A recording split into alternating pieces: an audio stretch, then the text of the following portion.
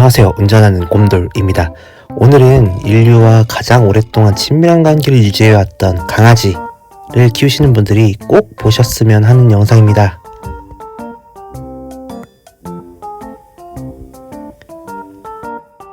자, 제가 지금 두 가지 영상을 보여드렸습니다.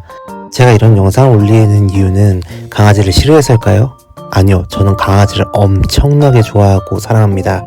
그럼에도 불구하고 제가 오늘 이 영상을 올린 이유는 강아지를 그만큼 사랑하고 좋아하기 때문입니다.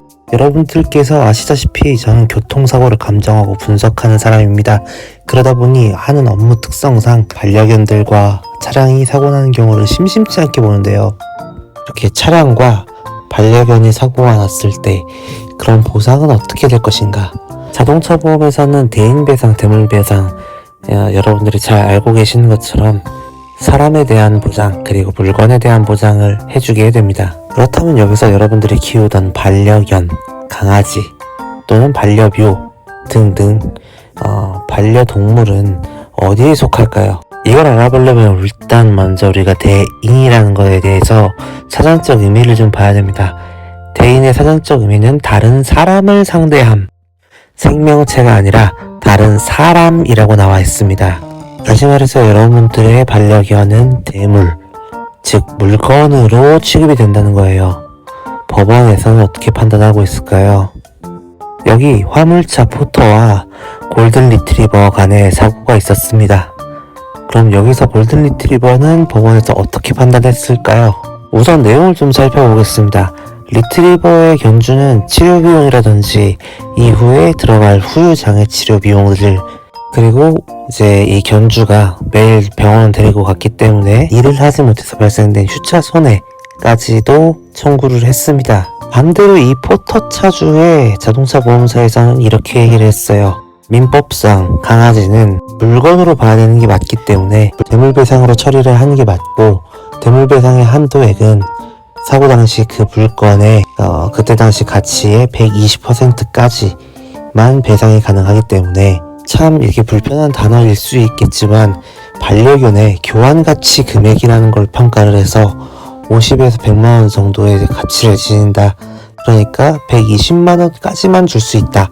이렇게 얘기를 한 거예요.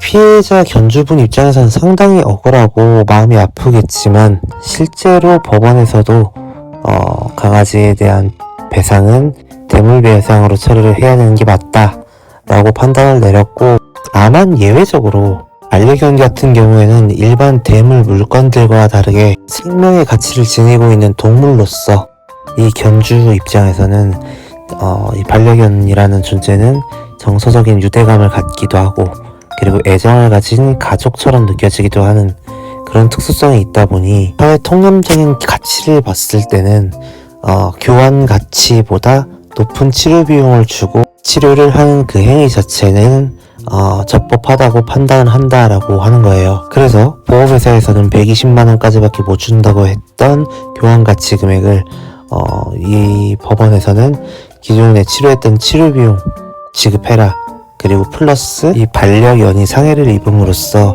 받은 견주의 정신적인 피해도 같이 보상을 해라 라는 위자료 판결까지 내렸습니다. 그렇다면 과연 이게 스페셜 케이스, 특이 케이스에 속하느냐? 그렇지가 않습니다. 제가 또 하나의 판례를 가지고 왔는데요.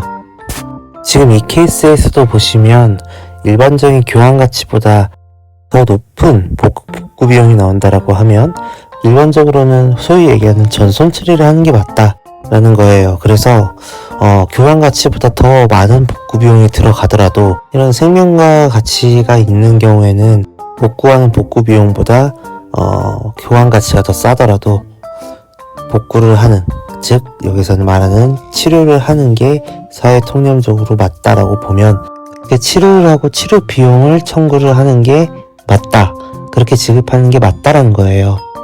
그러니까 오늘 두 가지의 말씀드리고 싶은 거는 이거예요. 운전 중에 운전을 하다가 어떤 반려동물을 쳤다 라고 했을 때 분양가가 40만원이다. 예를 들어서 40만원 주고 끝나는 거 아니거든요. 생각보다 많은 비용이 나갈 수 있습니다. 그러니까 조금 더 안전운전 하시기를 바라고요. 반대로 강아지를 키우시는 반려견 견주분들께서는 강아지들이 돌발 행동을 하지 못하도록 외출할 때는 꼭 하네스 착용해서 견주분들이 핸들링 할 수 있도록 그렇게 안전한 반려견 문화를 만들어 왔으면 좋겠습니다. 라는 걸 오늘 얘기하고 싶었던 겁니다. 그럼 다음 시간에 봐요. 안녕!